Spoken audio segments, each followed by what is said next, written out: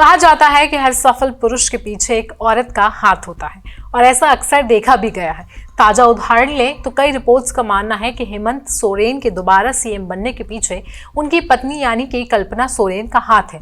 जहां एक और ईडी के गिरफ्तारी के बाद हेमंत सोरेन की छवि को काफी नुकसान हुआ था, वैसे ही उसके बाद कल्पना ने पार्टी और अपने पति की छवि को सुधारने का काम शुरू किया, जिसका फल हाल ही में आए विधानसभा चुनावों में देखा गया।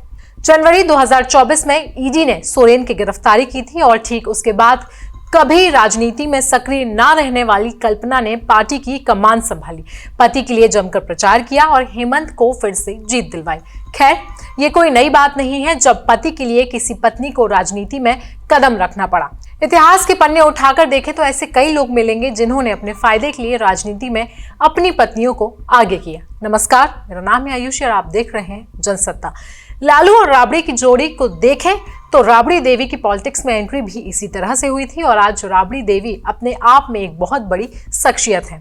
वहीं दूसरी ओर देखें तो दिल्ली में भी कुछ ऐसा ही देखने को मिल रहा है। जब शराब घोटाले के मामले में अरविंद केजरीवाल की गिरफ्तारी हुई तो पार्टी ने केजरीवाल की पत्नी यानी कि सुनीता केजरीवाल को आगे कर दिया। सुनीता केजरीवाल का बतौर राजनेता कोई इतिहास नहीं रहा है, लेकिन उन्होंने इस जिम्मेदारी को बाखूबी निभाया। जितने दिन अरविंद केजरीवाल जेल में रहे तब तक सुनीता ने केजरीवाल के लिए जमकर प्रचार किया और उनके लिए सहानुभूति इकट्ठा करने का भी काम किया। जब केजरीवाल जेल में थे तो उस समय लोकसभा चुनावों का दौर था और एकमात्र विपक्षी गठबंधन यानी कि इंडिया गठबंधन राजनीति में बढ़ चढ़कर हिस्सा ले रहा था।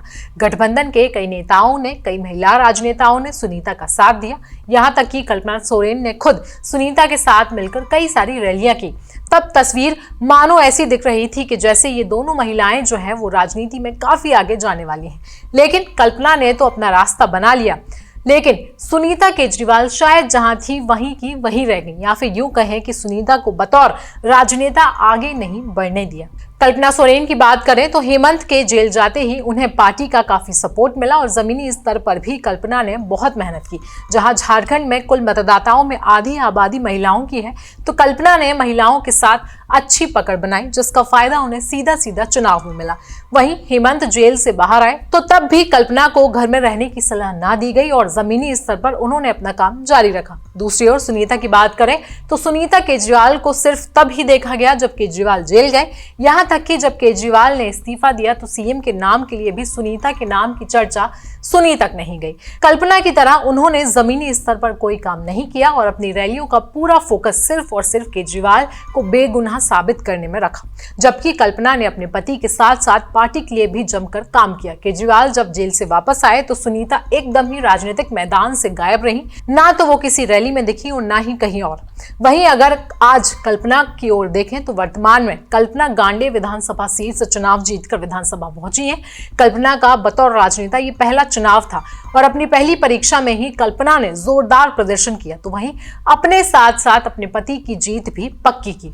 जिससे साफ होता है कि सुनीता केजरीवाल को अगर अगली कल्पना सोरेन बनना है तो उन्हें भी जमीनी स्तर पर ढेर सारी मेहनत करनी पड़ेगी, वरना वो सिर्फ केजरीवाल की पत्नी बनकर ही रह जाएंगी। तो कल्पना सोरेन और सुनीता केजरीवाल पर यह विश्लेषण आपको कैसा लगा है हमें कमेंट सेक्शन में जरूर बताएं। साथ ही साथ देश दुनिया की बाकी खबरों के लिए बने रहें जनसत्ता के साथ।